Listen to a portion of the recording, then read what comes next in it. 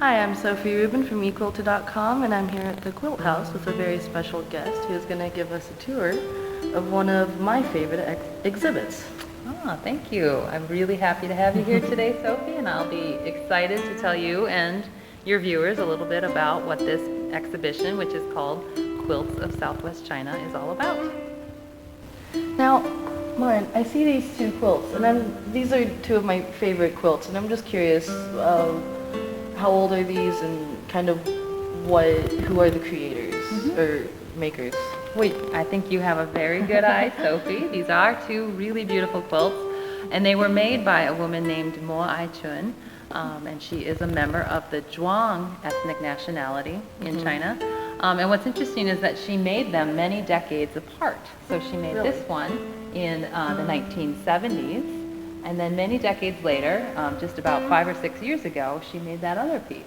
So she has been an accomplished quilt maker for a long time, and it's really exciting because in this project that led up to Quilts of Southwest China, several teams from museums in Southwest China went out and did research, and they met quilt makers around that region in Guizhou and Guangxi provinces, and they interviewed people and they met this woman. So it's really wonderful that these museums, as well as with the support of the Michigan State University Museum, they've gone out and they've actually met the quilt makers and they've preserved their stories for future generations.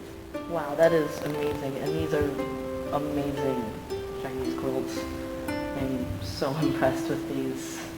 Yeah, the workmanship is pretty amazing, isn't it? It really is, and it must take so much time. Yep, and unfortunately this woman has reported that her daughters are not so interested in carrying on the quilt making tradition. So I'm glad that you, as a part of eQuilter, are carrying on that tradition. Yes.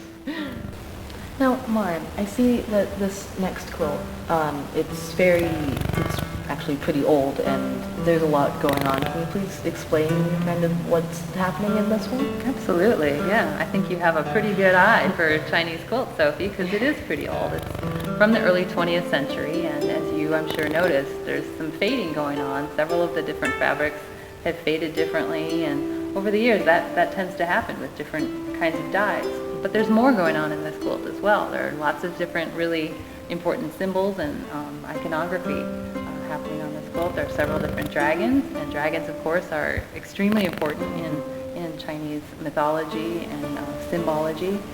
There's also a fish, which often speaks to the desire for prosperity and abundance. And on the bottom row, you'll see that there are two different versions of what is called the shou symbol, which is the symbol for prosperity. And it's one of the most important and essential good luck symbols in China. So that's why I really like this piece. Alrighty, thank you. Now, I know all of our viewers would love to come see this in person, and I'm curious, how long will this be up for? Yeah, well, here at the International Quilt Study Center and Museum at the University of Nebraska-Lincoln, you can see Quilts of Southwest China until September 28th.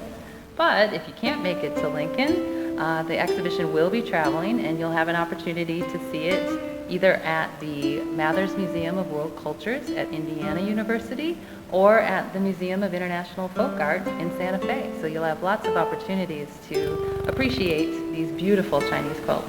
Alrighty, well, thank you for showing me around. Thank you.